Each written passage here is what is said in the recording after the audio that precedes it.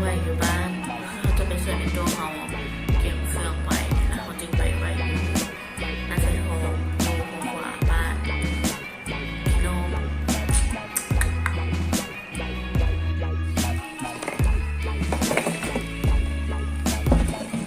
ก็คือว่าเขาสิเอาอันนี้นะขึ้นไปติดอยู่ล้วนหันแล้วสิเลี้ยงดัดกันงามเลยเดี๋ยวเอาไปเบิ่งกันบัดตอนเรียนเรียบร้อยแล้ว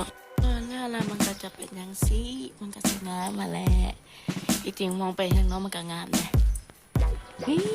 แล้วก็จะมาติดอันนี้แล้วก็นั่นอันแดงๆเห็นไหมเดี๋ยวจะไปติดในบ้านกันต่อโอเคแล้วเขาก็จะมาติดอย่างนี้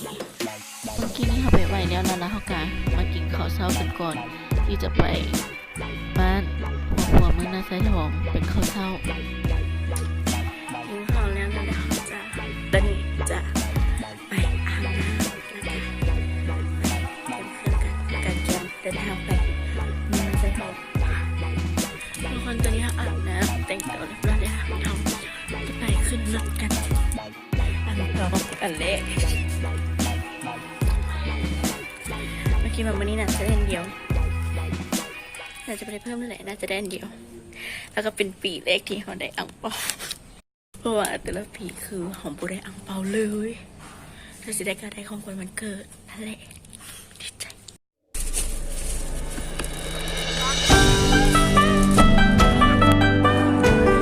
สวัสดี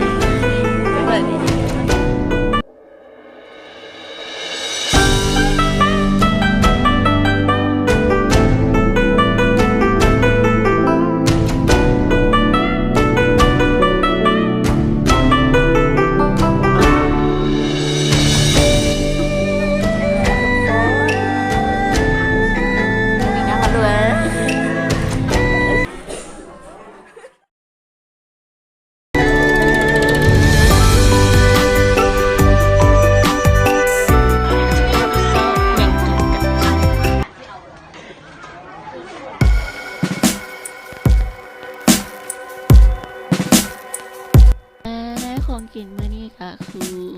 ข้าวปุ้นแล้วก็เฟอแต่มื้อนี้เราที่จริงมันก็มีแต่มะฮุ่งกันแหละแต่ว่าเราอยากกินเฟอแล้วเราก็อยากกินข้าวปุ้นนั่นแหละทุกคนและนี่ก็คือเขา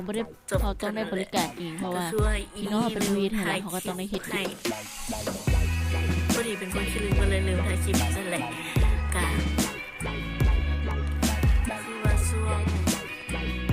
ก็คือว่าช่วงหนึ่งที่ว่าบ่ได้ลงคลิปที่3-5 ปีมานะก็คือเขาบ่มีแพชชั่นในการให้คลิปแล้วก็บ่มีไอเดียคลิปนั่นแหละแต่ว่าหลังจากนี้ต่อไปหลังจากกูจีบต่อไปสัญญาว่าจะลงคลิปอาทิตย์ละคลิปถ้าเฮ็ดได้เลยนั่นแหละนะคะ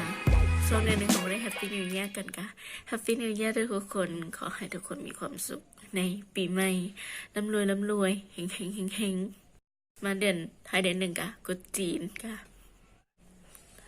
เพราะว่าความจีนมันเป็นถ้าใครมาคลิปนี้ก็อย่าลืมกดไลค์กดแชร์แล้วก็กด subscribe และอย่าลืมกดกระดิ่งอยู่รูมนี้นำเพื่อเป็นกำลังใจอันเล็กๆน้อยๆให้กิ่งมื้อนี้บ๊ายบาย